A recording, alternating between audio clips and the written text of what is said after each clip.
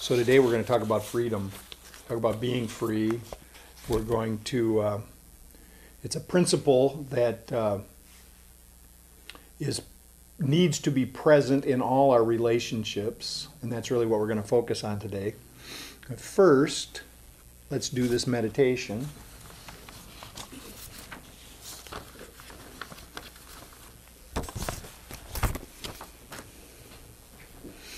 Let me just get quiet right where we're at.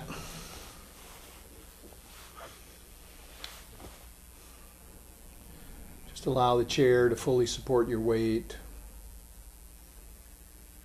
Relax, release, and let go.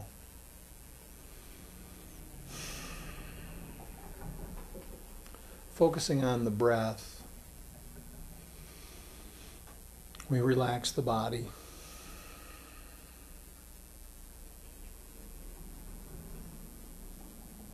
Just allowing any tension to flow out and away.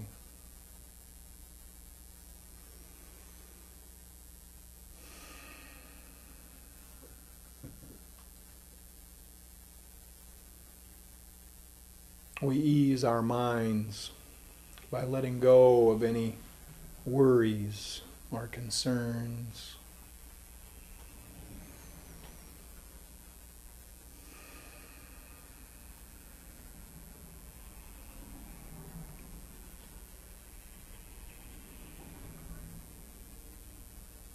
And we set our spirit free by putting aside any grievances.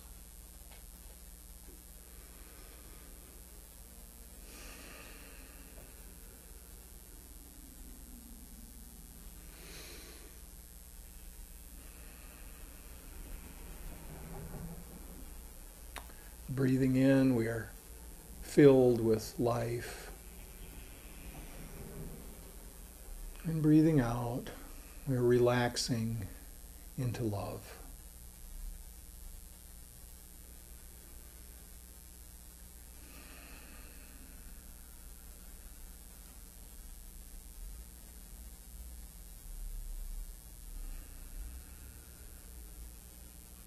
And in this quiet space, we feel grateful.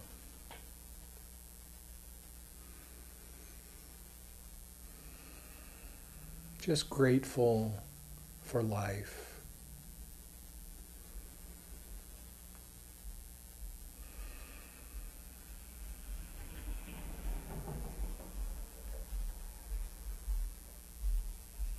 We are grateful and we are giving.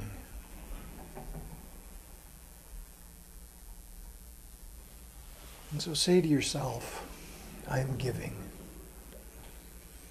I am giving.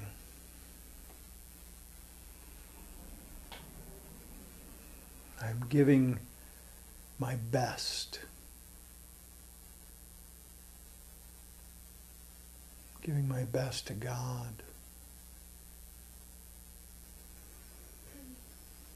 Giving my best to life. Because I am so grateful for my gifts.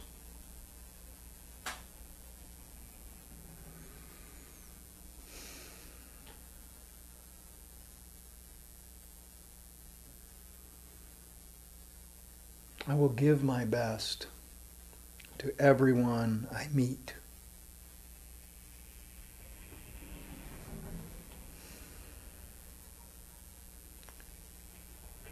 I will give my best to every situation in which I find myself.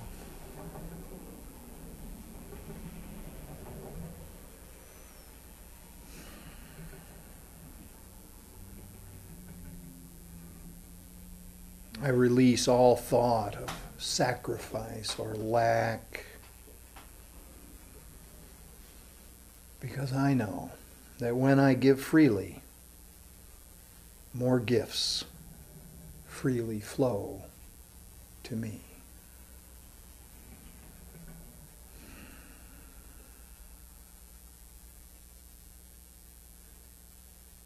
So I feel this great joy in giving my best.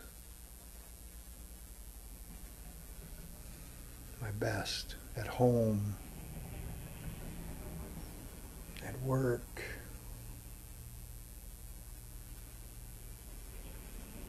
and in my community.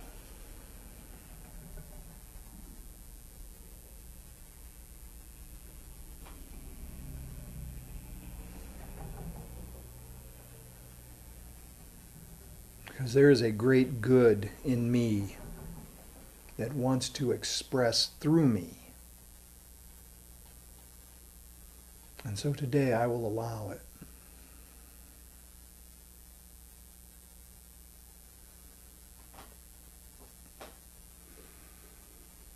I realize that in giving my best, I am free of all suffering.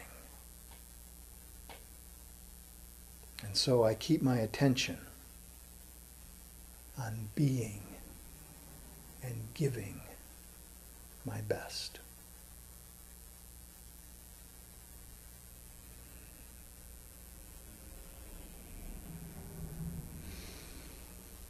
And we say amen and amen.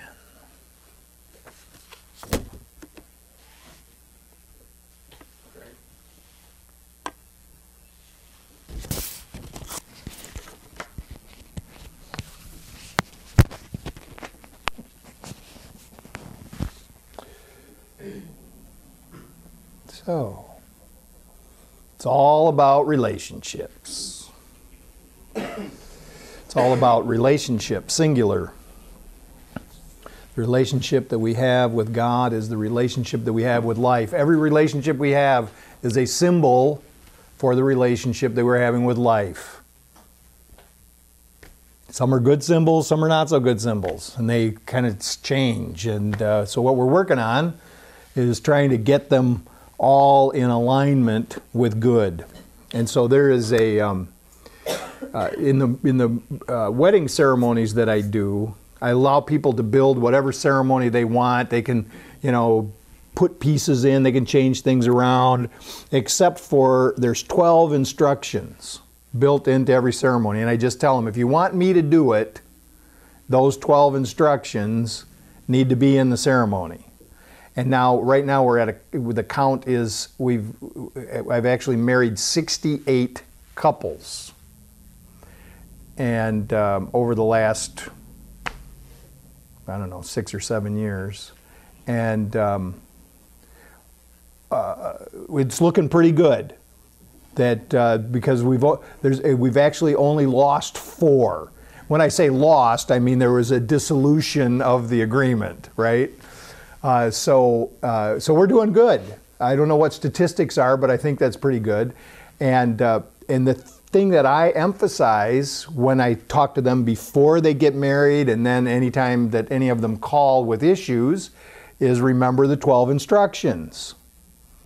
And so today we're on the 4th instruction.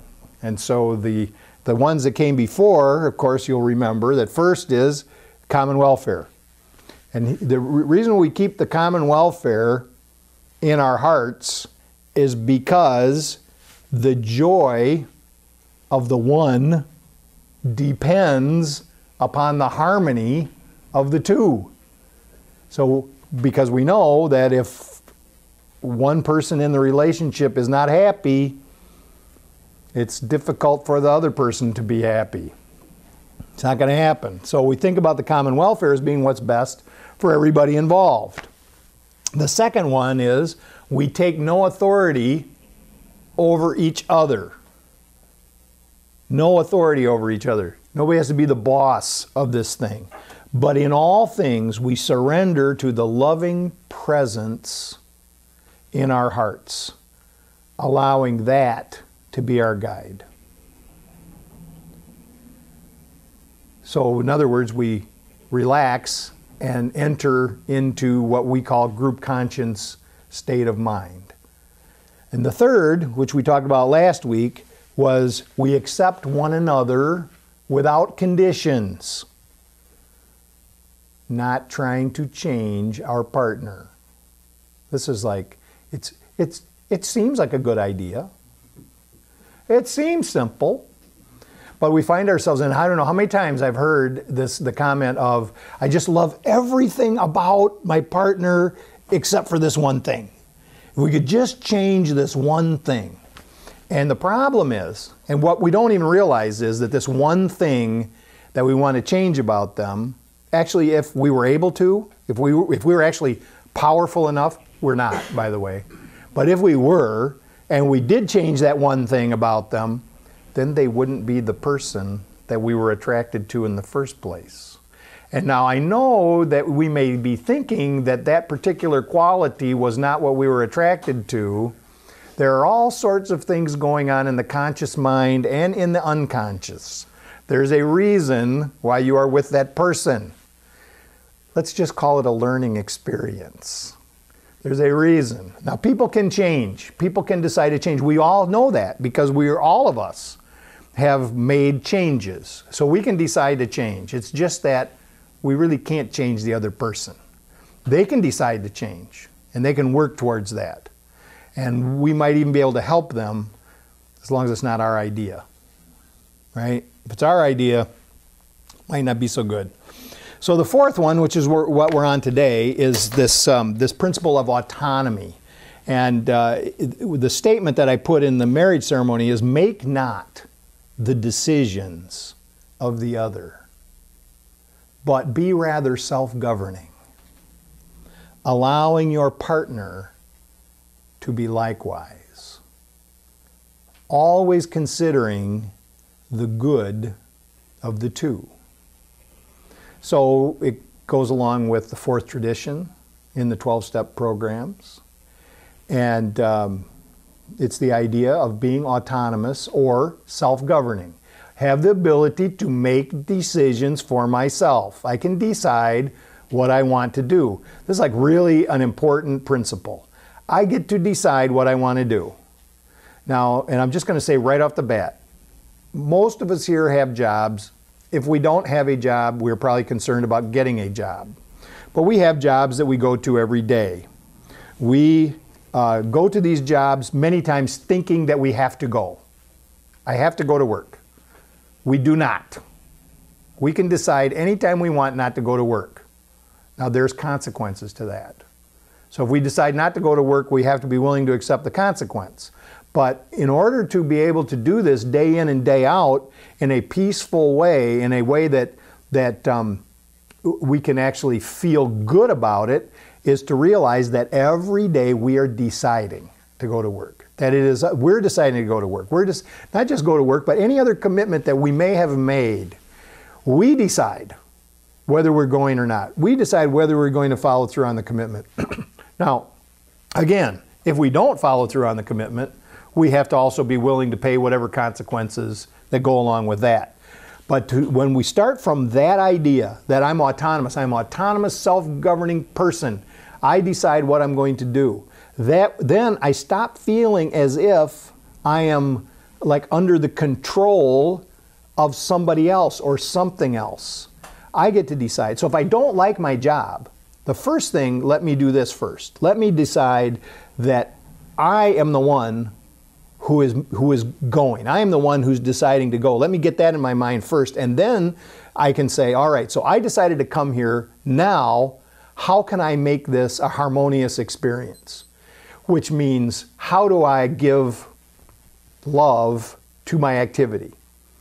If I do that, if I try and think about, okay, I decided to come here, now let me decide to give love to this activity. And I don't care what it is. I don't care whether it's flipping burgers, running cash registers, cleaning the floor, cleaning the toilet. I don't care.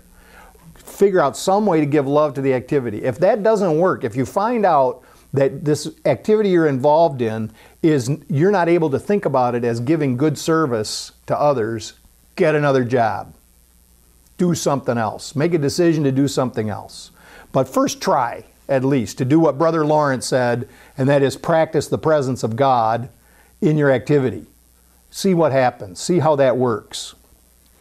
So autonomous, self-governing. I get to do whatever it is that I want to do. But then there's a second half to it. It says, unless it negatively impacts others. I'm autonomous. I can do what I want unless it impacts others. I need to understand right here that that's not a law, that's a suggestion. I can actually decide to do whatever I want to do, even if it impacts others negatively. But again, there's a consequence to that. The consequence may be a direct consequence to me, or it could just be some guilt that I'm going to carry around because I have, harmed someone else by my decision. So the way I always talk about this whenever we discuss this tradition in a meeting is I say, this tradition means that I can go for a bike ride anytime I want to, unless it's somebody's birthday or something. And when I say this, and many times when I share, that's the only thing I share about I just stop. I just say that and I stop and pass to somebody else. And people are going, you're trying to figure out how does that, but that's the point. The point is that we get to decide and we can do whatever we want to do as long as it doesn't impact others negatively. So, okay. So I get to do what I want to do. Well, then the question is, what is that? What do I really want to do? And so we've got a conflict going on within us many times. The ego wants to do all sorts of stuff. The ego has all sorts of desires that it wants us to participate in, and it gives us some promises.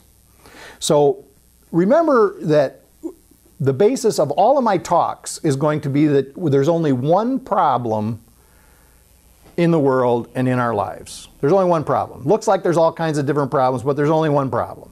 And that problem is our self-centeredness. Or some people call it separation, a sense of being separate from life, separate from God, separate from others. So we have this one problem of self-centeredness.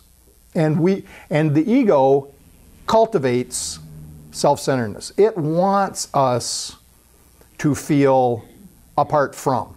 It wants us to feel unique and alone. And then it promises us solutions for that pain. It says, do this, do that, listen to me, and you're going to get this cool thing and you're going to feel better. And so we have and we live in a consumer society, which is a perfect vehicle for the ego.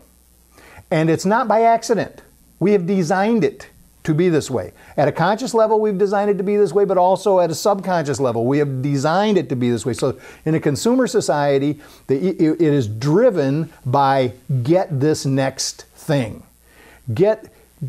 I want this, I'm watching TV, I'm seeing all this cool stuff on television, I just have to have it. I've got to get this thing. And it starts out, it's very interesting how it begins. When we first see it, it looks cool. And we might say to ourselves something like, boy, that's really nice. That might be, I might like to have that. And then as we maybe see it more, maybe we see somebody else who has it, maybe, the thing starts to work in our mind and we are going like, it goes from, that's nice, it would be nice, to, I want it. I want that thing. And then it evolves further to, I'm going to get it. I'm going to go get it. And then we go get it, and it's cool for like a minute and a half. And sometimes this process happens so fast that it goes from I see it now and I'm headed for the store to get it. So we aren't even aware of how quick this thing is going in our mind. So I make a couple examples about this that I think that apply. The first is, because it's so common, is a car. Okay? I see a car that I like. I may see someone else driving the car and I picture myself driving the car. And not only that, but I picture what other people might picture when they see me driving the car, right? It's important. I'm going to drive the car. It's kind of like a status thing. It's cool. I want to be seen in it. This is a desire of the ego. Okay, to have the status symbol of the car. And then it's interesting because I've done this a number of times. I go buy a new car. I think it's very cool. I know I'm going to look cool in it. And I get it and I start driving and I love it. It's great. It's wonderful. I've got this new car. It's fantastic. I'm enjoying it. And, I'm looking around as I'm driving. And then one day, soon, I see a guy pull up next to me and he's got a nicer car. And I go, oh, geez, this doesn't seem so cool to me anymore. The one that I've got is not quite, it's just, now I picture myself in his car. And I can actually picture myself, when I get in this mode, I can actually picture myself in his car and him walking. I know. So now it's kind of lost its luster. Now, there's nothing wrong with new cars. There's nothing wrong with stuff. Stuff can be just fine. But stuff is neutral, all right? It's how I interact with it that matters.